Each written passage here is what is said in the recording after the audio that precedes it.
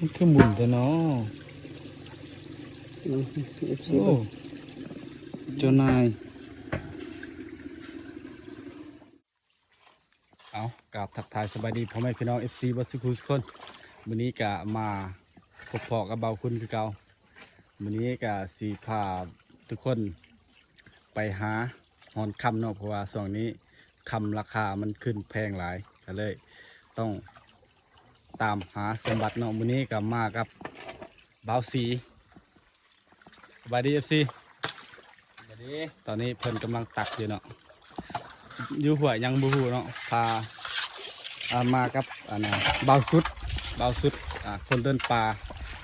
แล้วก็สายตะวันเพิ่นอยู่ใต้เพิ่นเนาะวิธีเอาคำกับของเฮากับสิประมาณนี้เนาะเดี๋ยวเฮาสิพาน้องไปเบิ่งก็หลายๆคลิปเลยเนาะเฮาได้ฝากเบิ่งแต่ว่าบ่ได้อธิบายเพราะว่ามันค่อนข้างฟ้าวเนาะเฮ็ดคำนี่อันนี้ก็เอาเฮ็ดกับแผ่นพรมเนาะเอาแผ่นพรมมาฮอนทรายเนาะฮอนแฮเอามีแต่แฮคิดบึกน้อยๆส่วนก้อนหินก็ไล่มาลงหลุมนี่เลยเนาะแต่เวลาเฮาฮ้อนมันก็สบายดอกคำมันก็ลงหลุมเลยเพราะว่าคำมันจะหนักกว่าหินเนาะมันจะลงหลุมในลักษณะเป็นแบบนี้เขาเอิ้นว่าแผ่นพรมเนาะแต่ว่าภาษาอื่นกับบุหูภาษาท้องถิ่นเฮากับแผ่นพรมมันขายคือหยาเทียมอ้าวเฮ็ดกะ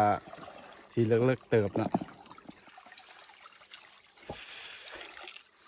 ตอนนี้กะบ่ายสองประมาณบ่ายสองเอามาครึ่งมื้อซิเดี๋ยวตอนแรงๆเฮาสิมาเบิ่งผลงานของเฮาเลยกะของบ่าวสุดเพิ่นอยู่ภาคเบื้องนั้นส่งอ้ายน้องเพิ่นอยู่นี้เดี๋ยวตั้งกล้องให้เบิ่งเนาะวิธีฮอนคำอันนี้ก็ตักอย่างเดียวพอเวลามันเต็มก็เอาใส่บางเนาะฮอนกับเบิ่งคำว่ามานบ่อย่ามาลุ้นมาสมน้ำกันว่าเฮาสิได้จักบีเนาะกะว่าคือสิบ่ได้บีดอกเนาะบ่ได้บีกะคือว่าบุญเนาะมื้อนี้เพราะว่ามาครึ่งมื้อบีหนึ่งก็ตกอยู่ประมาณ500,000เนาะ500,000ก็ประมาณ800นี่แหละเงินบาทไทยเงินบ่เบาสี1,000 700,000 1,000 700,000 600,000บ่700,000บ่เดี๋ยวนี้ประมาณ700-800นี่แหละพี่น้องบีหนึ่งเนาะตัวบีเขาเอิ้นว่าบีซ้ำนี่นี่แหละบีลูกปืนเนาะนี่มันใหญ่ประมาณซ้ำนี้ลูกปืนเขาจะสั่งย้อยคือจากคลิปก่อนเนาะไปยังบ่ทันเบิ่งก็เขาไปเบิ่งย้อนหลังคลิปเก่าเฮาได้เอาคำเดี๋ยวนี้บางคนบ่ได้เฮ็ดหยังเลยมีแต่ฮอนคำเนาะช่วงนี้เงินแบบบ่มีเลยใกล้ๆสีบุญบานกินข้าวใหม่ฝากติดตามผลงานมือบุญกินข้าวใหม่หน่อยเด้อพี่น้องตามหีบตามคลอง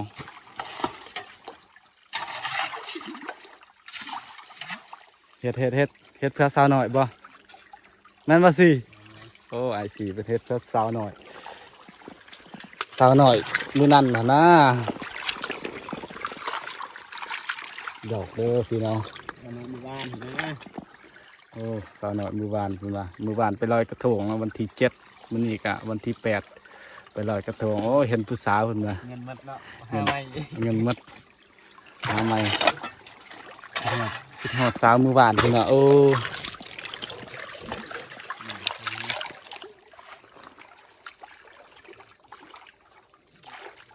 เปลี่ยนกันส่วนเนาะคนหนึ่งมางหนึ่งคนหนึ่งมางหนึ่ง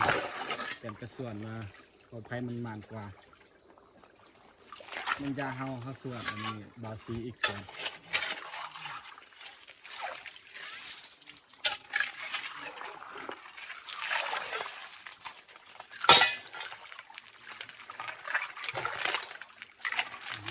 เย็นเย็นเย็นจักแคม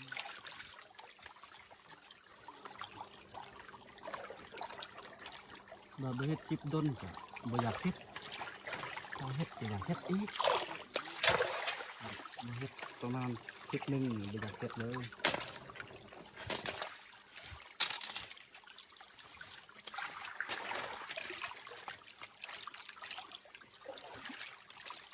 ไว้นี่ก็ดีคือกันแบบบ่อยากเฮา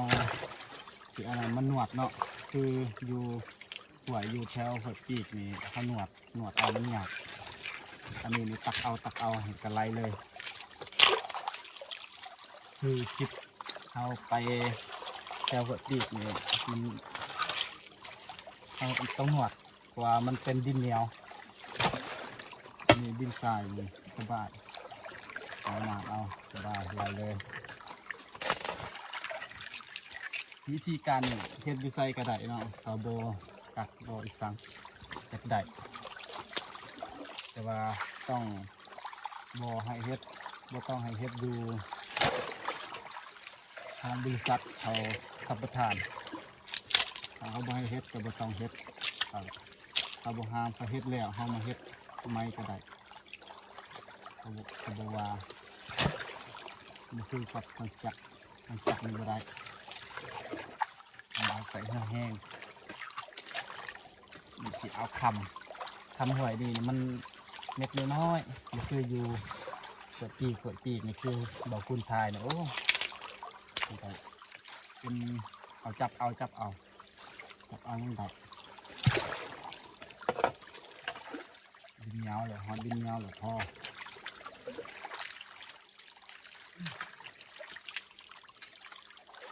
สี่คนสู้ๆเด้อสาวหน่อยหมู่บ้าน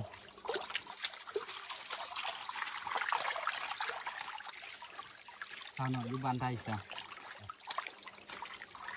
คนลาวบ่บางไทรสมบูรณ์เมืองเก่าโอ้เมืองเก่าเป็นเก่าขนาดโอ้ป่อไม้ไปหอนคำกันหาเงินกันไปเลี้ยงสาวหน่อย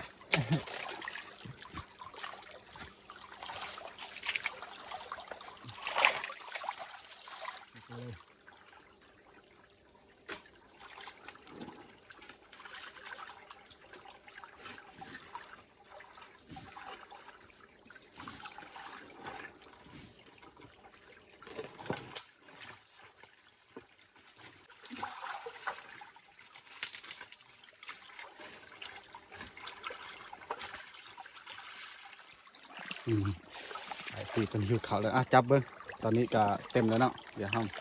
มาเฮ็ดวิธีการเอาออกนี่ใส่คิดปึ๊กก่อนอื่นก็เอาปลาย่างตูนก่อน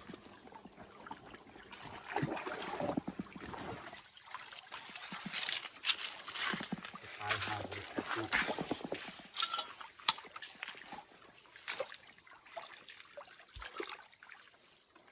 หินเหมือนเราเลยนะทำจากไหลตามไปเลยหรือบ่โอ้ยเนาะโอ้ยเสียแก้วก็ได้เอาหนักหมายโบการง่ายเท่าเดียวหมดเลยออกหมดเลย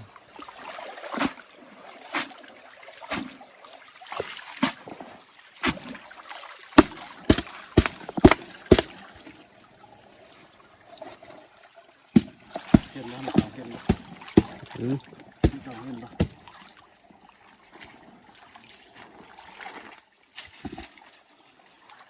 ใส่ไหม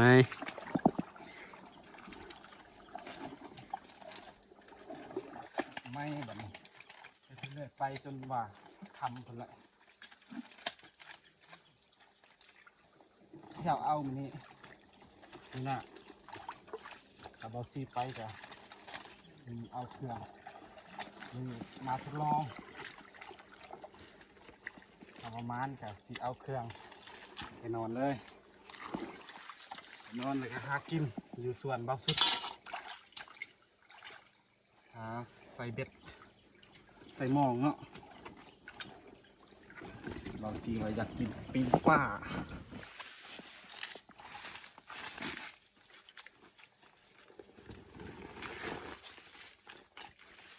ตัวน้อยกับหอดเราดูเก็บเกี่ยวแล้ว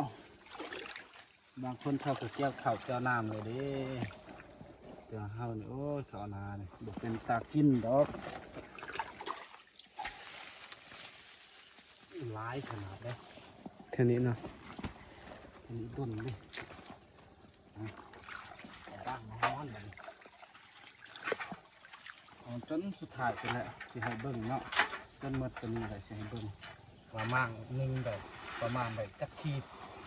แล้วขีดแล้วก็ขีดสิสิให้เบิ่งตอนเอาเฮ็ดบางแรกเนาะแต่กับบางสุดท้ายเบิ่งให้พี่น้องเลยเบิ่ง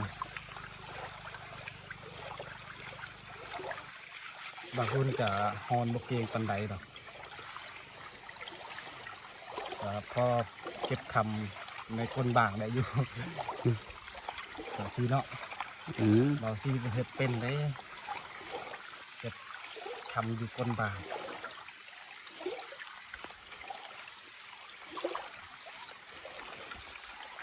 คำอยู่นี่โอ้ย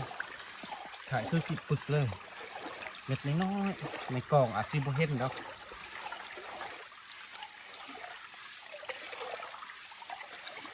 คิดหน้าว่าสิไปทางน้ำถวยบ่สุดพาไปคิดหน้าครับสุดท้ายคิดไปเดินเลยถ้าฝนจะตกนะถ้าบรรยากาศดีแบบนี้บางแหลกอาจจะไม่ค่อยมีหรอกที่ท้ายถึงแล้ว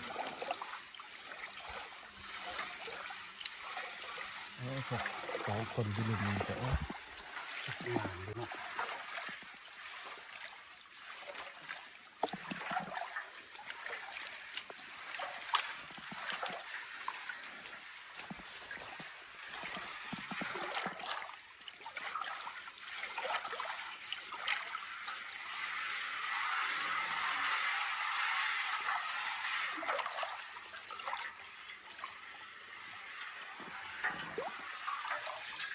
ให้เบิ่งเลยเนาะให้เบิ่งเลยเดี๋ยวจะจับบางสุดท้ายจะเฮ็ดรวมจะเบิ่งเท่าเดียวเบิ่งบางนี่สีมีอยู่บ่คำนี้หายากพี่น้องโอ้ยในกล่องเห็นบ่เนาะในกล่องอันนี้เม็ดน้อยนี่แหละพี่น้องเห็นบ่ตากล่องโอ้ตากล่องสั่นหัวแกงหัวบ่เห็นเพิ่นว่าเดี๋ยวเฮาสิทายตอนข้าวฮ้อนมืดเนาะพี่น้องแล้วก็ให้พี่FCมาเบิ่งเข้าใส่บ่จักเม็ดเอาอะไรเป็นเม็ดจักเป็นขีดมันบ่ได้แล้วติดก้องมันพี่น้องตอนนี้จะบางสุดท้ายแล้วเดี๋ยวมันจะมีสุ่มกันว่ามีเม็ดอยู่บ่แต่ตอนนี้ก็เบาสุดมาเบิ่งแล้วมาให้กำลังใจลุ้นตอนนี้เบาสุดเขาทำคิดนะเพราะว่ากล่องคนมีปัญหาตอนนี้บางคุณเอาค่าตังค์ของเบาสุดมาเก็บคิดของบางคุณหักแล้วขึ้นมาครับมาลุ้นเบาสุดเห็ดบ่เห็นเลยในกล่องแห้งหาอีกนี่บอสุดเต็มเลยตาคักเนาะใส่เบิ้งกล่องใส่กล่องนี่เห็นบ่เห็นเยอะหน่อยหน่อยเม็ดเรื่องนั่นแหละซุ่มนี่มันคางอยู่นี่แม่นปะนี่ตัวนี้แหละคำเม็ดน้อยพี่น้องนี่โอ้บ่เห็นมันไปจับเป็นลายตัวนี้เนาะจีตั้งตัวนี้ กูมากันนี่là chị tay được ai chị đó là bắt tay hay con tay cái chuẩn บางบางแรกนะบางแรกให้เบิ่ง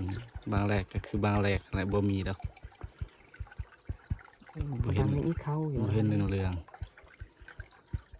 ต่อจิมันกดไอ้ ดิเห็นแล้วโอ้เม็ดน้อยๆได้อยู่บ่10 เม็ด เอาใส่ไม่เลย นะไว้สิ ได้ บ่สุดสวัสดิ์ได้สุดยอด2 มือ3 บี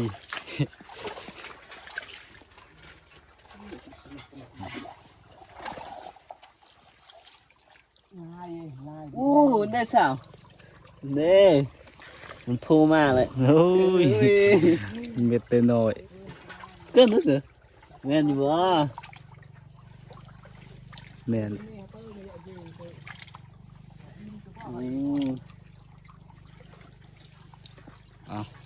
เดี๋ยวมาสรุปตอนแรกอีกเด้อพี่น้องมาเบิ่งตอนแรกอีกเด้อฮะบอลได้บ่แม่นลายมืดเนาะลายมืดเลยบนโค้งมีลายมืดเฮ็ดตัวแล้วทำนี่แหละ เฮาก็สนิทกันแหละน้ำไหลก็มันทำได้อีกนี่กวาดออกมันมืดตัวนี้เองเป็นผักเลย เอาเริ่มงานบัดนี้พี่น้องมื้อนี้ก็คือสิบ่ได้จอดเบิ่งให้พี่น้องได้เบิ่งสรุปเบิ่งผลงานมื้อนี้เนาะเพราะว่าเขาปล่อยเขื่อนแล้วย่านน้ำมันสิท่วมเส้นทางเนาะกลับบ้านบ่ได้ก็เลยเปล่าๆเนี่ยเบาสุดกับเบาซ้ายตะวันกับเมื่อแล้วเพิ่นเฮ็ดแถวดอนเพิ่นแหละแถวนั้นน่ะจุกแถวหน้านี่บ่ได้นี่บ่ทันจอดนี่เนาะนี่อันนี้คำเนี่ยพี่น้องน้อยๆเลยเห็นไหมบาซีมื้อนี้ม่านอยู่บ่ ได้อยู่ พอได้อยู่คุณบ่มันไปเบิ่งเพิ่นฮ้อนก่อนเมียนเครื่องเด้อ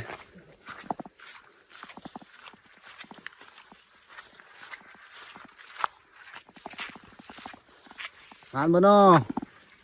โอ้ก็เฮ็ดแบบนี้เนาะแถวดอนแถวเด้อ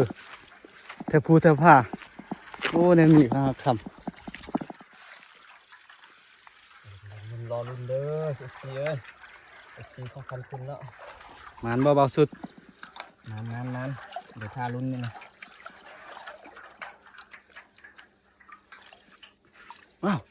อ้าวแม่นปะ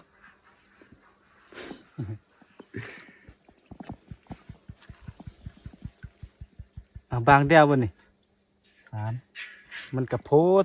ขันใหญ่นี่เป็นบ่พี่น้องแต่มันฮะเริง ทำมุนเนาะ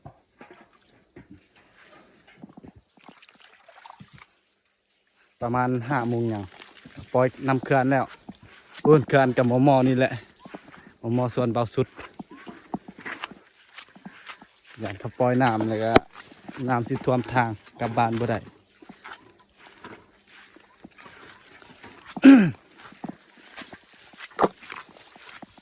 แล้วก็ยืดหัว เนี่ย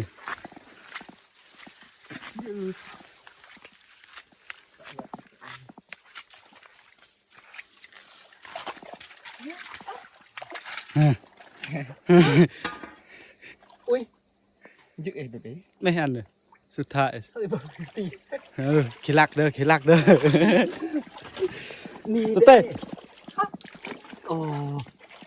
mang này nó chỉ á chậu lá chơi hoa năn nào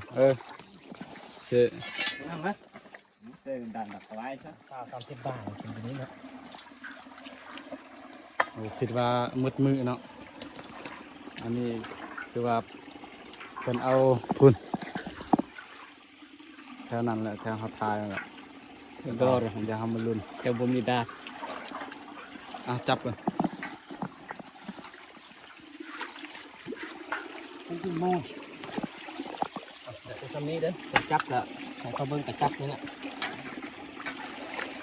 งานหายนี่ จับเต้ ให้ชีเบิ่งก่อนเนาะ นี่เนาะโอ้นี่เนาะเห็นว่าคำเนาะ400ตัวนี้ ประมาณ500เนาะ400-500ตัวเนาะ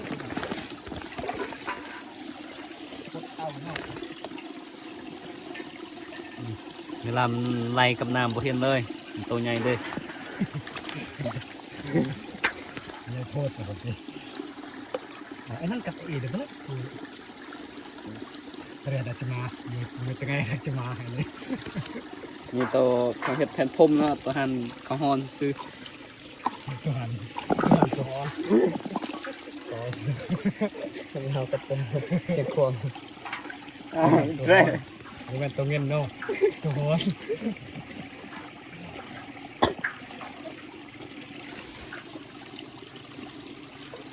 กว่าง่ายดองกว่าเนี่ย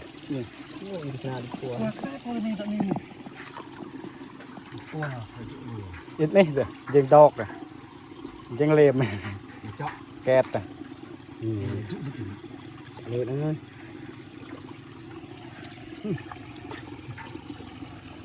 ba song bì vẫn lên này ได้ดอกได้บีนึงกระบุนละ tóc nó ship luật lại bì ninh coi này dậy sang โต้ม เอาได้3 bì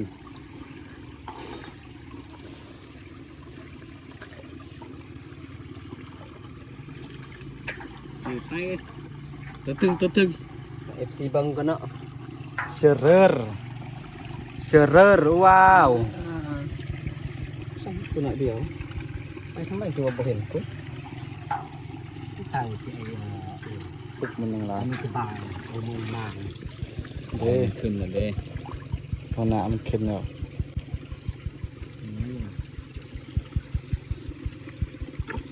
มันคือหมุนแต่เนาะ FC โอ้เจ้านาย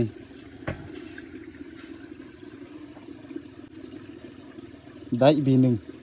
ได้ป่ะจ๊ะ นี่แต่เห็นกี่ดื้อใช่ไหมดื้อนั่น ตัดแต่เห็นแล้ว ตัวใหญ่นี่ดิมา ดีเลย ไล่ดิ ของเราจักเสียตัวได้เนาะนี่เวลามันออกป้ามีแต่คนหน้าคนหน้าเนี่ย ได้สุดไปได้ปุดสุดนี่นะไหลเวลากันนี่นะ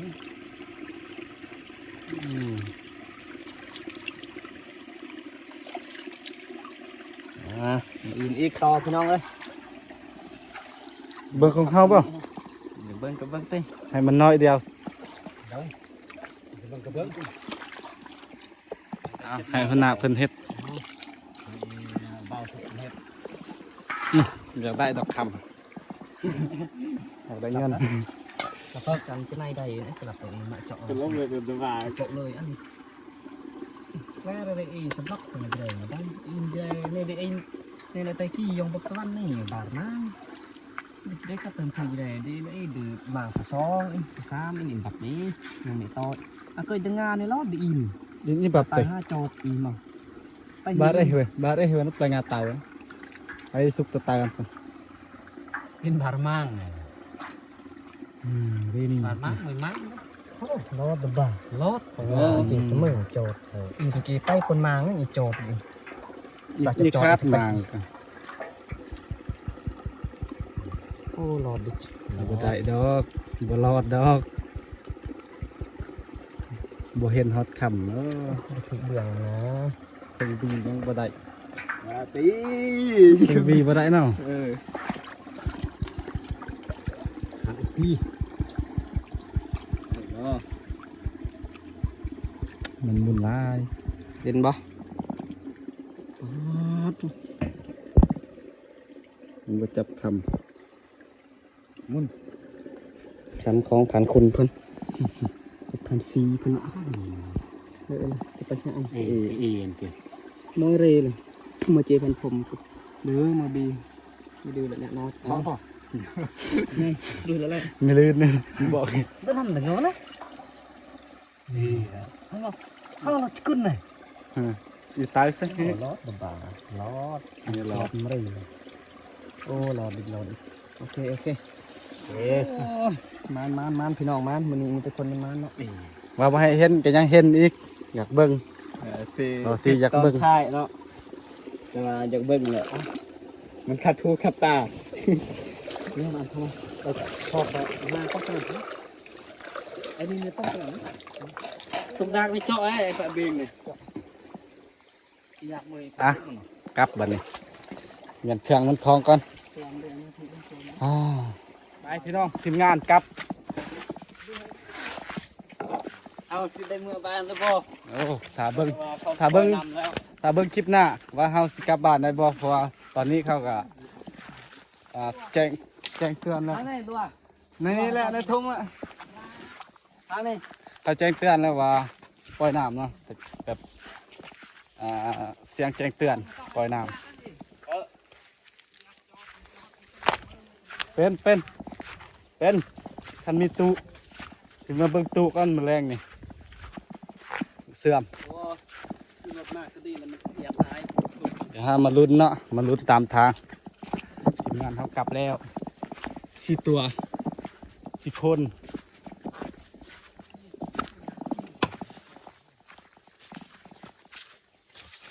เมื่ออายุหาคำเลยยังบ่ได้ดีหนึ่งมือหนึ่ง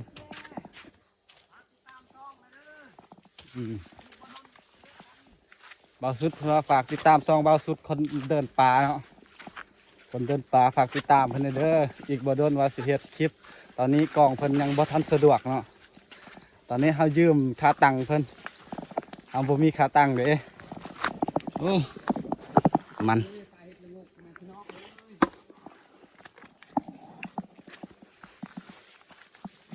คำกะถือเอาจักซี่แหละอีสังบ่ถื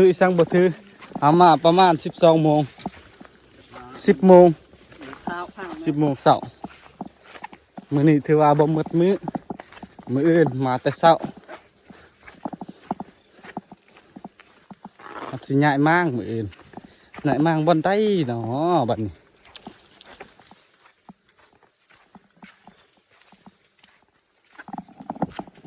ไปพี่น้องมีหยังก็มาลุ้นมาชมน้ำกันคลิปหน้าเนาะสำหรับคลิปนี้ขอลาไปก่อนสบายดี จะดอกหนังนี้เนี่ยเป็นยินปลามันเป็นการเลยยินไปเองเนี่ย หอดบ้านเบาสุดแล้วไปฝากเครื่องคำเฮานี่ก็ฝากอยู่นี่แหละ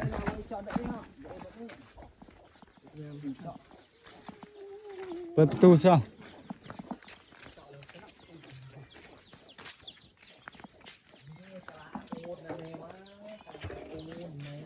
แมว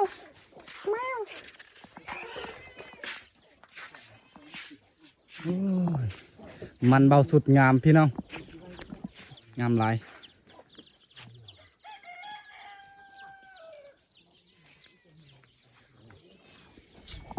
ไปใส่เบ็ดอีกบ่ ใส่เป็นกลางมองแล้ว มืออื่นนี่โอ้ ทำมากินแบบบานๆเด้ ถ้า